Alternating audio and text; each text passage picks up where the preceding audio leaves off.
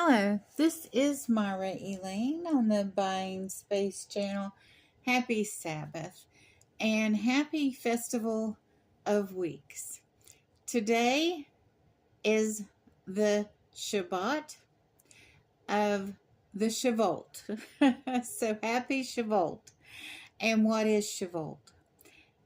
During Passover, the second day of Passover was the festival of the first fruits of the barley harvest. Shavuot includes the festival, the first fruits as well, but this is of the wheat harvest. We have been in the Omar between the festival of the first fruits to the festival of the first fruits, which is 7 weeks, because it's the festival of weeks, plus a day, which is an Omar in a type of quantifying grain, but it is also the number 50 and the days in between.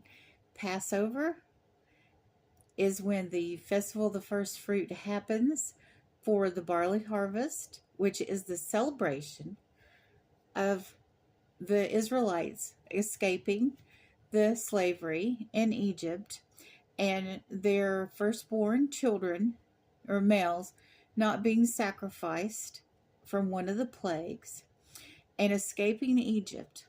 They were passed over while the Egyptian households were not passed over. Then they were in the desert for 40 years. And from the time of Passover, or the festival of the first fruits, or the festival of unleavened bread, to the festival of the first fruits, the Shavuot, and this festival of weeks is 50 days. So today I'm starting to read in a new book, a new text. Now this is a Good News Bible, today's English version, and this book is the Old Testament. I can no longer call this segment my Torah readings because I can no longer read my Torah because of a dip in my eyesight. So I'm going to call this segment of course, it's the Sabbath readings, and it's on Saturday, but I'm also going to call it the Old Covenant readings, and I'm going to continue in this book to the end of the Torah or Pentateuch, which is the first 5 books of the Bible: Genesis, Exodus, Leviticus, Numbers, and Deuteronomy. And since we are in Shavuot, 7 weeks ago, I read from Leviticus on what the Jews were to do during this festival, Leviticus 23. And what I'm going to do is I'm going to link that reading and the other readings that I've done between that time on Saturday, on Shabbat, because typically during this festival, the book of Ruth is read. So they're actually celebrating this in Israel as of today, and Jews all around the world, and Christians who want to follow how the festivals and the culture and everything affect the life of Jesus Christ.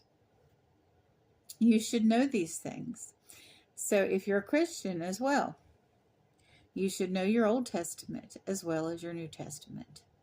So what I'm going to do today is read from Numbers as to the instructions that were given to the Jews while they were wandering around in the desert before they reached the promised land.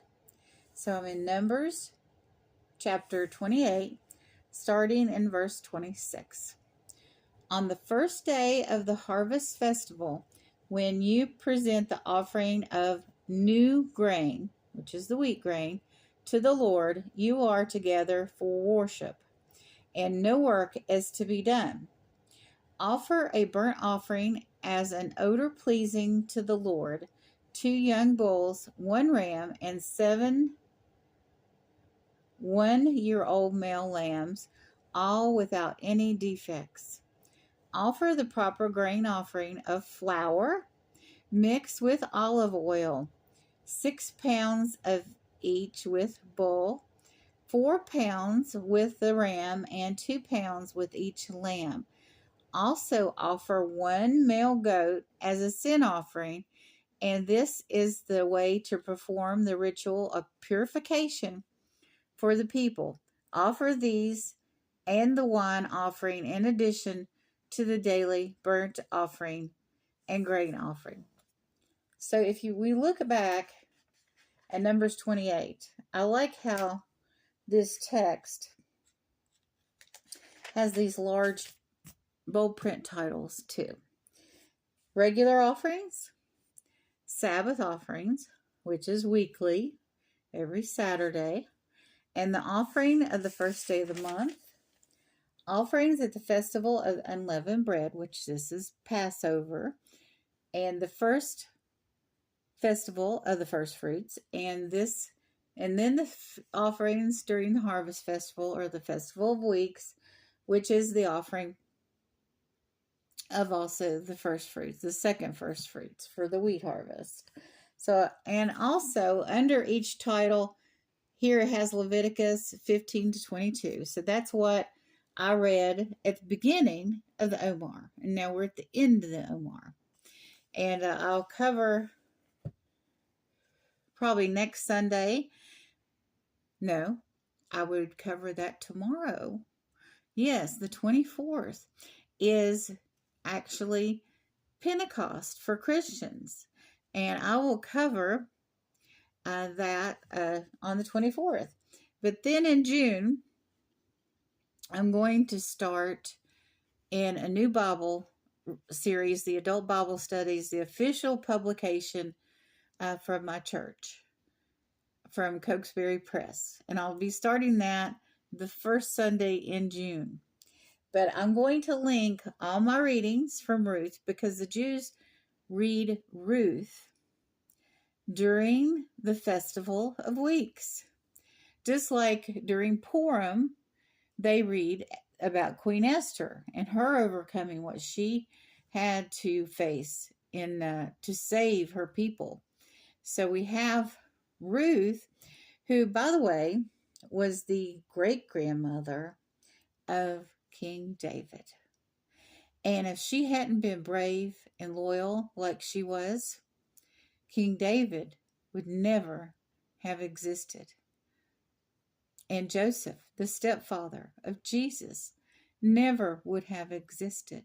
And history would have been completely changed if not for the bravery of this woman who was also a foreigner. She was a Moabite. So anyway, if you're interested in her story, I'm going to link all those videos below in the description so you can go read about Ruth and her bravery and how this one Moabite woman changed history. And you all have a wonderful and blessed day.